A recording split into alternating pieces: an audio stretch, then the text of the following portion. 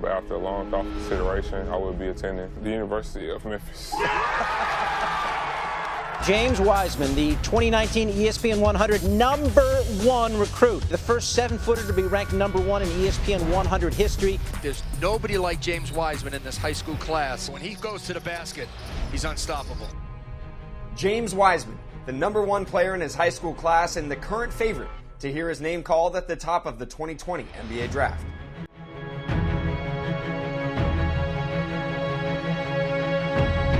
Runs the floor, pick and roll finisher, can also protect the rim. Incredible frame, can step out, can shoot threes. This guy's going to be a game changer. The 18-year-old Tennessee native is a physical specimen with some similar measurables to Joel Embiid at the same age.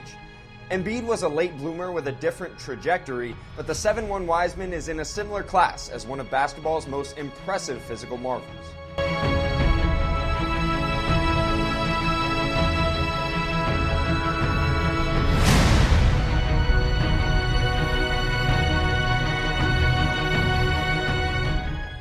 In addition to the aforementioned tools, Wiseman moves incredibly well for a player his size. As you can see here against Evan Mobley, agile with big hands, great length, and impressive leaping ability. His tremendous coordination allows him to take slower-footed bigs off the bounce, which he did with quite a bit of success at the high school level. He's also capable of busting out and pushing on the break on occasion. His court awareness needs work in these situations, but how gracefully he moves at 7'1" is one thing that stands out most to NBA scouts. He's also an excellent rim runner when fully engaged, with the feet and balance to dodge help defenders like he does here against Nico Mannion. On top of that, his 9'3+ standing reach, along with his leaping ability, makes him a lob threat in transition and the half court.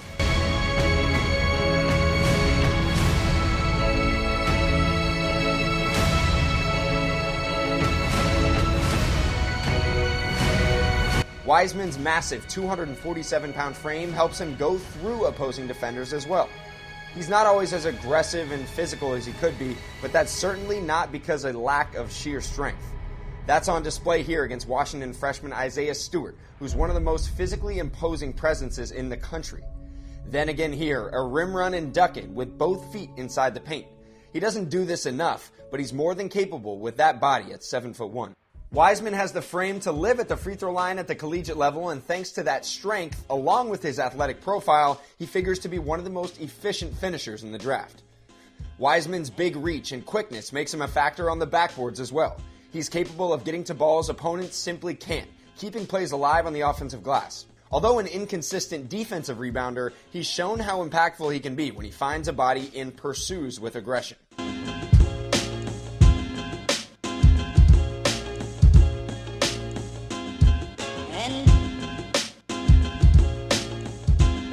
Where Wiseman can really impact the game is as a rim protector. Becoming an elite defensive anchor is his ticket to a long, successful NBA career. When he's fully locked in, Wiseman can really put a lid on the rim, which he showed NBA scouts firsthand at the Nike Hoop Summit, swatting 6 shots in just 22 minutes. He's at his best when he doesn't have to stray too far from his area, but because of his agility and length, he does have quite a bit of defensive range for a guy his size. His timing has improved over the years, and Wiseman should end up as one of the more prolific shot blockers in college basketball if everything comes together.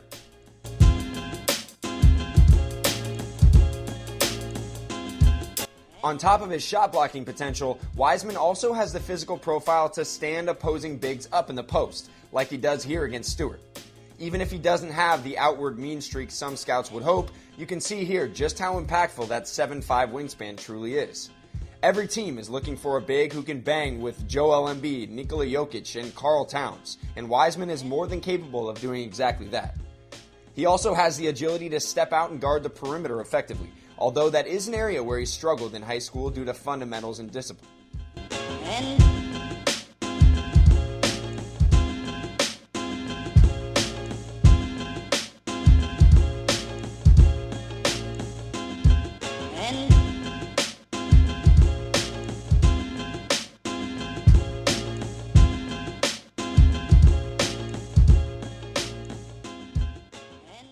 We've seen bigs with his physical profile and defensive potential before, but few have had the same level of skill upside as the Memphis freshman.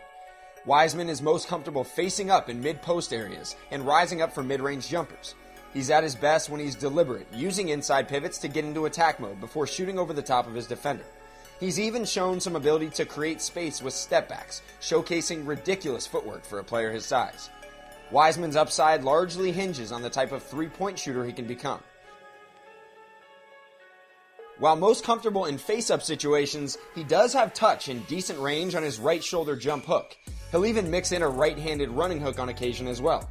He's still searching for a consistent way to score in the half court, but the framework is there to eventually punish the switches he's destined to face in the NBA.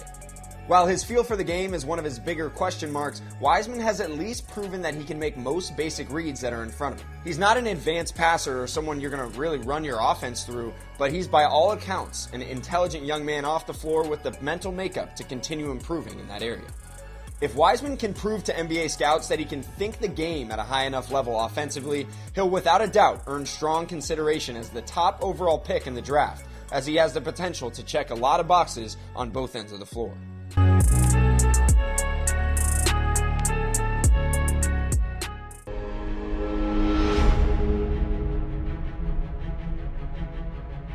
Wiseman will look like a dominant defensive anchor for stretches, but he still has a long way to go with his fundamentals and discipline on that end of the floor. He's really prone to biting on head and shot fakes and can do a much better job of reading the opponent's intentions. Wiseman is foul prone in large part because of this jumpy nature.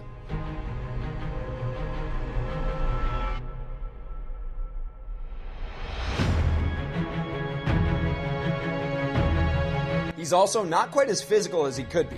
Like we outlined earlier, he has an elite physical profile for a modern center, but he doesn't put that 247-pound frame to use like he could, allowing opposing bigs to go through him too often. As you can see here, he gets completely manhandled trying to defend the underneath out-of-bounds play. His lack of physicality and sometimes subdued personality also shows up on the defensive glass. Now, it's a lot to ask for him to get inside the opposing big and pursue the ball here, but it's a good example of how he lacks a degree of nastiness on that end of the floor. Here again, he knows how to get in position to box out, but doesn't drive the opponent backward or pursue the basketball.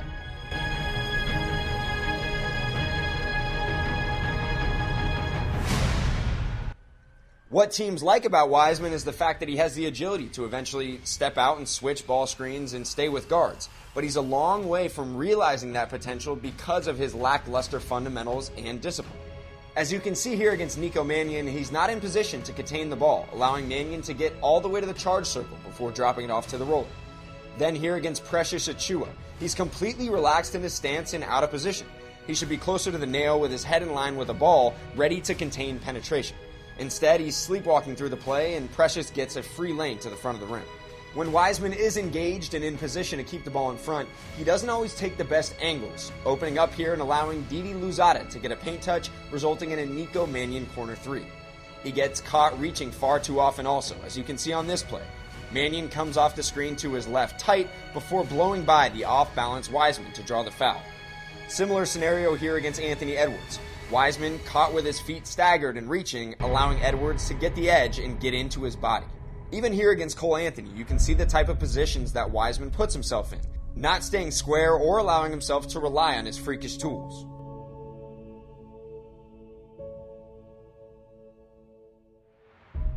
His motor runs hot and cold also, not always giving the help that he could on the perimeter. Now, this is an all-star game setting, but you'd like to see him at least give some type of effort here on the dribble handoff. Instead, Cole Anthony walks right to the rim. He's still developing the feel for how long to stay with the ball and when to return back to his man. Here, he needs to stay with Edwards until Mannion is fully back in front, especially with how deep the ball is. You can see Tyrese Maxey is in perfect position to take away the pop pass to Wiseman's man, but Wiseman's too worried about getting back to his and ultimately leaves Nico on an island, resulting in an easy 2 points. Lastly, he's not quite the forceful defensive anchor that he could be, as you can see here with Evan Mobley putting him on a poster. He's in perfect position, but is a split second late off the floor and lunges at the ball with his right arm rather than going up completely vertical and putting a lid on the rim. Then again here in the same game, put on another poster by a small guard.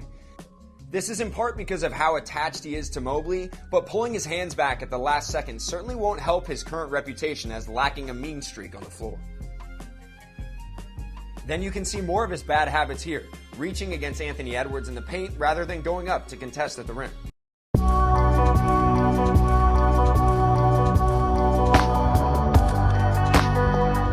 Again, this is the McDonald's All-American game, not known for his defensive intensity, but you would have liked to see him take a little more pride in anchoring the defense, especially in transition. There were a handful of possessions where he could have easily sprinted back to the paint and altered a shot with that 7'5" wingspan, but opted not to.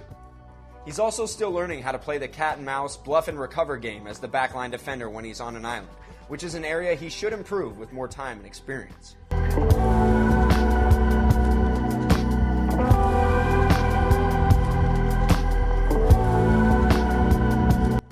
Wiseman's timing is still a work in progress. He's often a split second late off the ground, missing out on block opportunities more than you'd expect given his tools.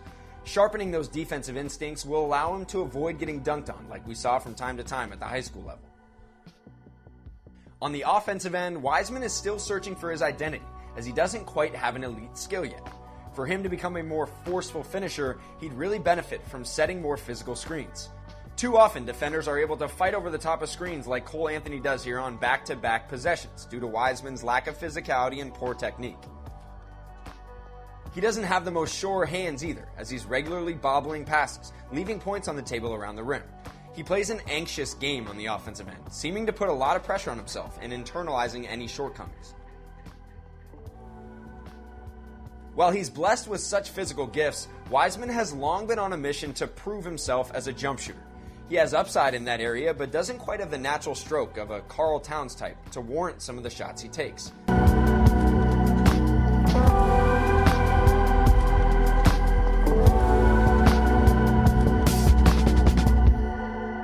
When he does get a mid-post touch, so many of his isolations end in off-balance, contested two-point jumpers.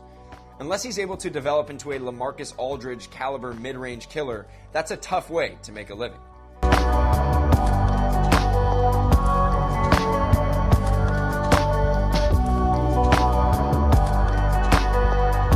Then add in the fact that he's not the most natural facilitator either, and it's fair to question just how high his ceiling is on the offensive end. That's evident here as he misses a wide-open Jeremiah Robinson-Earl cutting along the baseline. Wiseman has incredible tools and potential in a number of areas, but for him to maximize that potential, he'll have to improve across the board.